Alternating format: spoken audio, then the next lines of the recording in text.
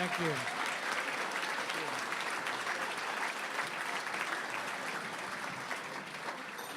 Thank you. Thank you very much. Everybody is comfortably seated because I can go on for a while. I asked Bobby, how much time do I have? And he said, well, 13 or 14 hours would be fine. But he said, just remember they have just eaten. And so if you see a few heads nodding off, just talk to the ones who are still awake. And this is way past my bedtime anyway, 9 o'clock. So I have 3 boys, and my wife gets the text as they come in, and I'm like, what? And but we may not be the only family. That I went to CPAC right after the drone speech, and I thought, well, yeah, I spoke for 13 hours about something I cared passionately about. And a kid stood up and in 3 words summarized my entire speech. He said, don't drone me, bro.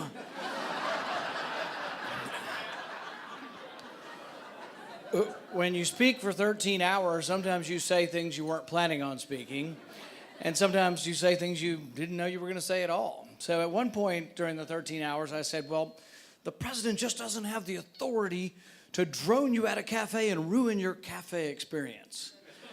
So my wife keeps saying, you actually said that the president was going to bomb someone in a cafe and ruin their experience. And the thing is some people really took this too literally. I mean, did I really worry that the president was going to bomb you in your restaurant or bomb us here? Well, no, I really didn't. I really didn't, but it was about him saying, does he have the authority? It is about law. It's about the rule of law. It isn't so much about him. It could be about the next president or the one after that. We could get worse. Maybe. When I was first elected, John McCain called me, and he was very nice. It hadn't always been that way since, but he was very nice, and he said, the first 6 months you're here, he said, you'll pinch yourself, and you'll say, how did I get here amongst all these really important people? And then he said, the next 6 months, you'll pinch yourself and say, how the hell do the rest of these guys get up here? And people ask, do John McCain and I get along? And some of that's trumped up in the media. We do get along. I really do. I do respect John McCain. I respect his service. He was in, POW for 6 years. And I do. I really do. And I've said this publicly, and I really mean it. It doesn't mean we always agree. And there have been times when he's made me mad. And I think there have been times when I've made him mad as well. And so one day he was on the floor and he was reading, and he claims this weren't his words, somebody else's words. So he said, the Tea Party, there's just a bunch of hobbits. And so my wife says, when you get mad, count to 10 before you respond. But this day I forgot to count to 10. And so I said, well, I'd rather be a hobbit than a troll. And that was kind of mean. It really was. And I apologize. And so at lunch, we are a small group. And unfortunately, we're a shrinking group. There were 47 Republican senators. Now there's 45. So it's a small group, and we do all know each other, and we eat together 2 or 3 times a week. So we go to lunch right after I was not very nice and said that. And although you could take that figuratively, I wasn't referring to any individual. I just rather, But so anyway, we go around the room, and sometimes one senator asks the other senators for comment. So it got to his turn, and they said, McCain, and he said, nothing from the troll today. So he does have a sense of humor. It may be droll, but he does have some sense of humor. I was in New York a couple of weeks ago, and the traffic was backed up. Police were everywhere. We were right in front of the Federal Reserve. And people said, what's going on? I said, what happened? They said, well, the Federal Reserve has been robbed. I said, really? And they said, well, it's okay, though. They caught the thieves. The thieves were standing there right in front of the safe. They got the big safe open. They didn't know what to do with minus $17 trillion.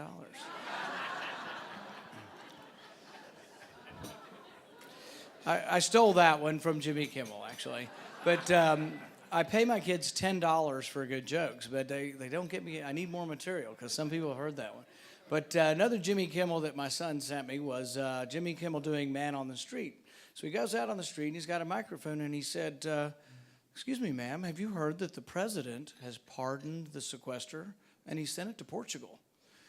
And people are like, oh, yes, the president wouldn't do it. The president's such a good man, he wouldn't do it if they didn't deserve it.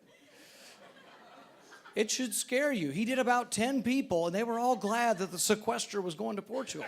They had no earthly idea what a sequester was, and their voters.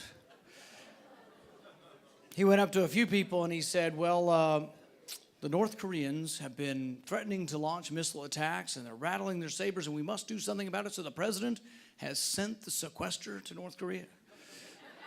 First couple of responses were, damn right, they deserve it. They ought to get it. We ought to give it to them. We aren't winning every legislative battle, but on the sequester, we've won one. And I hope we don't give up on this. It really isn't a cut in spending. You should know that. Over 10 years, it's a slowdown in the rate of growth of spending. That's certainly better than the baseline. The baseline goes up 5% a year.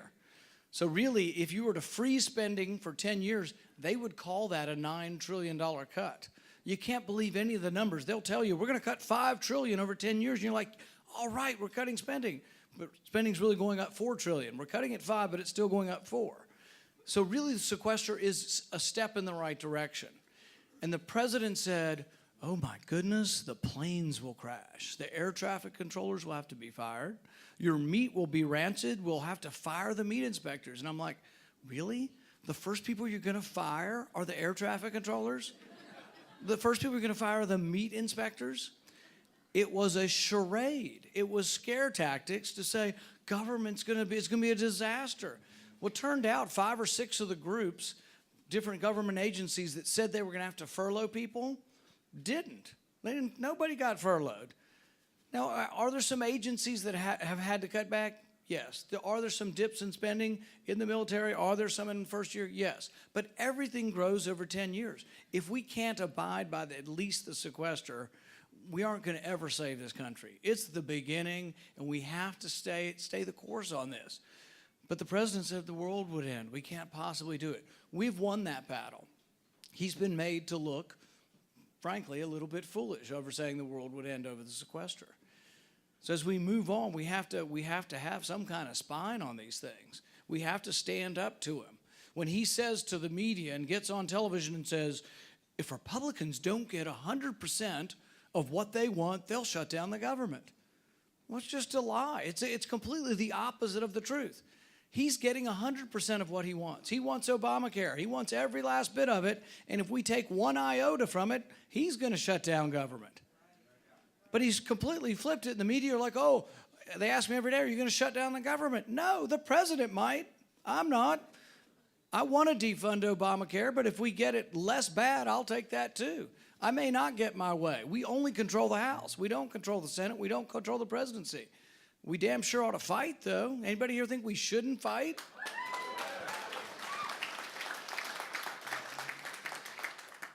People say, why can't you guys, you men and women, just compromise? Why can't you just hold hands and sing Kumbaya and everything will be okay?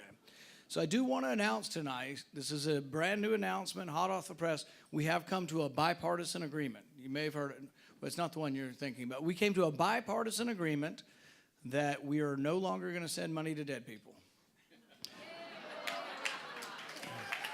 And you would say, certainly we don't send money to dead people. We sent $500 million to dead people in the last 5 years. I'm not making this up. One guy collected his dad's check from 1971 to 2008. And you know how they caught him? He died. You do have a problem when your government's spending $500 million to dead people. So it is something we ought to take a little bit of a step forward. There's $100 billion that's unaccounted for. Not $100 million, not $100, $100 billion unaccounted for. Now, it may not have all been stolen. I don't know. They just don't know where it is. They can't find it. Even agencies that I support, I'm for a strong national defense. I think it's the primary thing our government should do. It is a constitutional duty. But you can't have a strong national defense unless you're willing to cut spending from things we shouldn't be doing. And even if you do believe national defense is the most important thing we're doing, should we accept that the Pentagon says they're too big to be audited? No agency should be too big to be audited. We shouldn't pay $500 for toilet seats in the military. So when the president said we couldn't possibly withstand the sequester, I sent him a note. I send him notes all the time. He doesn't answer me. He gives me no love. But anyway, so I sent him a note, and I said, look, if you simply don't rehire people who retire from government, it saves $6 billion a year. We did the sequester in 2011. You remember the campaign debate, the debates with Romney? He says, absolutely, there'll be no sequester. Well, it was the law when he was saying that. We go all the way through it. If he would have immediately, when the sequester was passed, say, we're not going to rehire anybody, that would have been a $9 billion savings over a year and a half. $9 billion. The sequester was $40 billion in real terms. If you were to have competitive bidding, if you were to say, we're going to take the lowest bid, and you're like, no way. Certainly the government takes the lowest bid. Well, they do within certain parameters. They take the lowest bid, but you also have Davis-Bacon in there. So you have prevailing wage. So if you want to build a school in Michigan, it's going to cost you 20 to 30% more if you use prevailing wage. That's what they cost. That's what happens with a federal project. So if the going wage for a carpenter is $35, in Michigan you might have to pay $70 because you have to pay the prevailing wage. So it adds cost to things. That saves $10 billion if you just get rid of that rule and just say, from now on, all federal projects would be low bid. Saves $10 billion. He didn't really want to listen to this, so I thought I'd come up with a few other examples that were a little bit more colorful for him. We spent last year $325,000 on a robotic squirrel. We wanted to know whether a rattlesnake would bite a squirrel that wasn't wagging its tail. But we couldn't get a squirrel to volunteer not to wag its tail. So for $325,000, your taxes bought a robotic squirrel, and you know what? A rattlesnake will bite the you-know-what out of a squirrel that's not wagging its tail. We spent $500,000 developing a menu for Mars. Now, if you have a 26-year-old kid at home, lives in your basement, you're trying to get him a job, this is the perfect job. The study was in Hawaii, 2 weeks, all paid, all your expenses paid. You go to Hawaii for 2 weeks, $5,000 stipend. It's difficult to get this job. The prerequisites are very stringent. You have to like food. So we sent a bunch of college kids who like food to Hawaii to develop a menu for Mars, and after 2 weeks, you know what they came up with? Pizza. So we are spending our money very, very wisely. This is from the military budget, we spent $1.8 million developing roll-up beef jerky. We spent $300,000 on grill sergeants. They have a show showing how sergeants would grill. We spent $8 million on Homeland Security, and I think we need Homeland Security, but we spent $8 million in Fargo on Homeland Security. If the terrorists get to Fargo, we might as well just surrender, okay?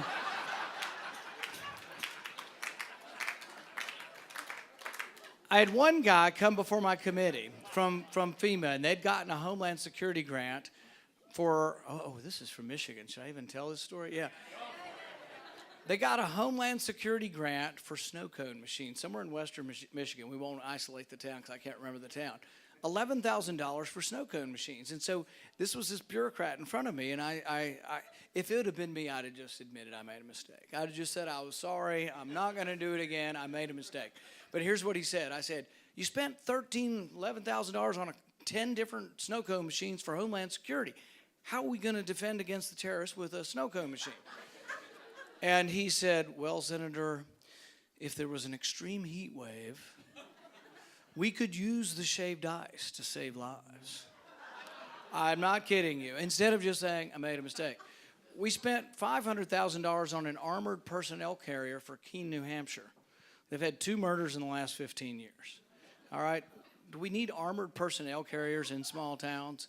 So the thing is by doing something that we ought to be doing, Homeland Security, but by letting every country in the whole dotted throughout the countryside, letting every little town come up and say, oh, we want part of the pie too, we end up spending ourselves into oblivion. That's why we borrow $30,000 a second. Half the stuff you spend money on was well-intended in the beginning. We do stuff that is well-intended in the beginning, but then we lose our way, and we're spending money like crazy. $30,000 a second is the money we're borrowing. But in order to enact any of this, in order to win, in order to have a party big enough to win, we're going to have to do something different. I mean, we're winning some races. You've won your state legislature. You won governorship.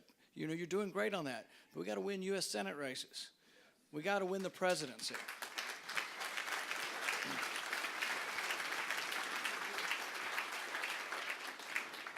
I sit at Henry Clay's desk, and he's probably one of the most famous Kentuckians.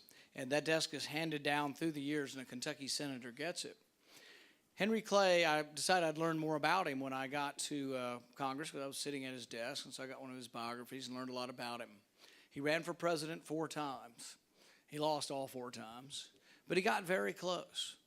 But I think he had some fatal flaws. And it was funny, the first week I was there, one of the senators came up to me and said, well, you know, he's known as the great compromiser, wink and a nod. Are you going to be the great compromiser? That's well, it depends. I don't know. What did he compromise on? Henry Clay's famous, and you read about him in your textbooks, and almost all your textbooks say he's a great guy. He never freed his slaves. Every one of his compromises was over slavery. He voted for the fugitive slave law, which was one of the worst things they ever did at that time. If slavery was the worst thing, the fugitive slave law was the second worst thing. You know, the fact that we were sending people back that got to freedom, we were saying, you're property, and we're still sending you back to the South. Henry Clay voted for that. He voted to allow slavery to spread throughout the new states, just half of them. That was a compromise. Half get slavery, half don't. Anybody here think it's okay to compromise about slavery? No. So the things you don't compromise about, does that mean we don't ever split the difference on numbers when we disagree with numbers? No, we will have compromise. I'm willing to compromise on how you fix Social Security, for example. But I'm not willing to compromise on that you don't fix it at all, and then we just stick our head in the sand.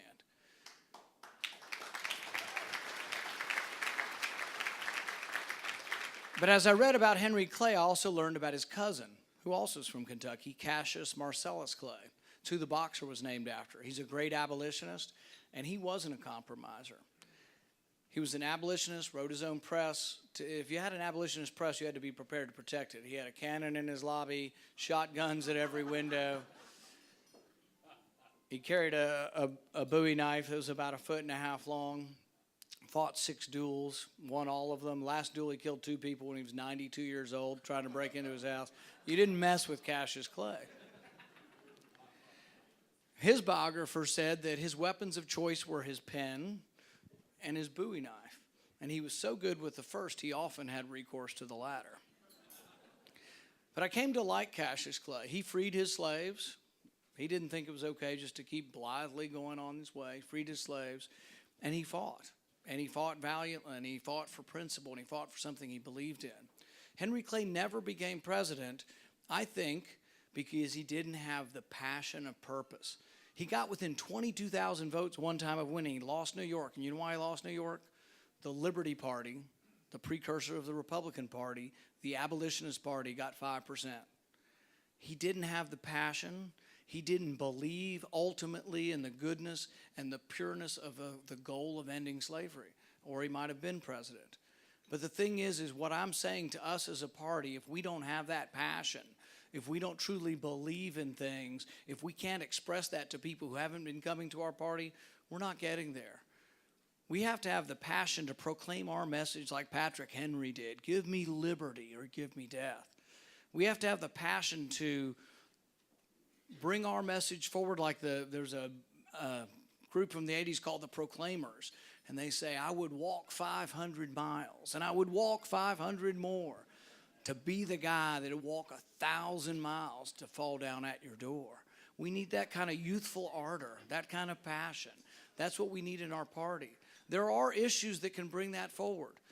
Last year, we passed something called indefinite detention. An American citizen can be indefinitely detained and sent to Guantanamo Bay without a charge, without a lawyer, and without a trial, forever. And I had a debate with my good friend Senator McCain on this, and I said, an American citizen? I said, you will send an American citizen to Guantanamo Bay without a trial? He said, yes, if they're dangerous. I said, that begs the question, who gets to decide? The Justice Department has put out criteria for who might be a terrorist. Listen carefully, because you might be one. More than 7 days of food, that's half the state of Utah, all right? Multiple guns. We're not going to ask for anybody to raise their hands in here. Weatherized ammunition. I'm looking over here. likes to pay in cash. And this one's getting kind of personal. Has recently changed the color of your hair. Missing fingers. If you know any of these people, the government wants you to report them. And that may be one thing, and I don't know if that's good or bad, but it's certainly bad if they're going to be sent to Guantanamo Bay without a trial. The reason I get to this is that this is an idea that the president says, well, I'm signing the law, and I will have the authority to do this, but I won't do it because I'm a good person. That's not good enough for me. But the thing is why do we have to be careful? Does anybody remember what happened to the Japanese Americans in World War II? That is a stain on our history. Does anybody remember Richard Jewell, Olympic bomber? You remember everybody thought he was guilty. Within moments, everybody thought he was guilty. Recently, this recent shooting at the Navy Yard, they listed another guy who was all over TV that they thought he was the shooter. They were going to his house. Why is this important? If Richard Jewell would have been a black man in 1920, he might have been hanging from the closest tree. There were times in our history when we haven't done the right thing. That's why we have a law against, we shouldn't allow indefinite detention. Do I think the president's going to do something racist or racial? No. Do I think anybody here would, or any president? I can't imagine anybody would do that. But you can't allow a law that allows arbitrary power to one individual to put someone in jail without a trial.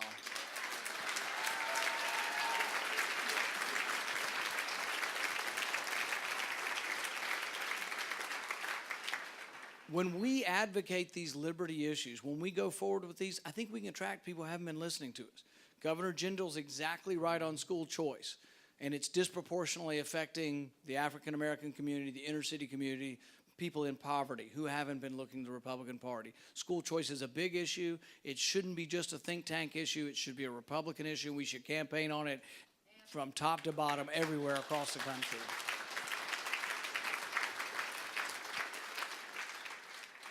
There's some other issues we should think about. Not everybody's going to agree with what I'm going to say, but we should think about this. I spent a lot of time in the last couple of months going into the predominantly African-American area of Louisville and asking them what are the problems. One of the problems, 1 in 3 young black men are convicted of a felony. Does that mean they're all violent criminals? No, most of them are nonviolent drug crimes that have made youthful mistakes. Now, why are blacks getting arrested at 4 to 5 times the rates of whites when the surveys say that whites and blacks use drugs at about the same rates? Frankly, because it's easier to arrest poor people. It's easier to convict poor people. They don't go to where my kids go in a suburban school. It's not as easy to get the kids. It's not as easy to arrest them, but it's going on everywhere. And my question to you is not to say that we condone drug use or think it's a good idea, but to say, do you think that person should go to jail for 10 years, 25 years? One gentleman was given 55 years for selling marijuana at age 24. This is a mistake. Even when they get out of prison, what happens? Child support builds up. Do you know that child support's a felony? Now, if you make a good living and you're not paying your wife and the kids child support, that's a problem. But what if you're poor and then you're in jail and you have $4,000 worth of child support when you get out, then you go back to jail for not paying your child support? These are issues we should start thinking about and talking about. I'm trying to end mandatory minimums because I think they're disproportionately unfairly hurting the black community.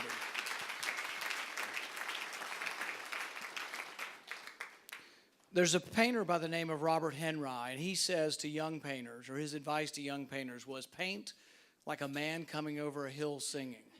I love the picture of that, the optimism. Paint like a man coming over the hill singing. When we become the party that proclaims our message with passion, with ardor, when we become that party again, when we become the party that proclaims our message like a man coming over a hill singing, then we'll be the dominant party again. Thank you.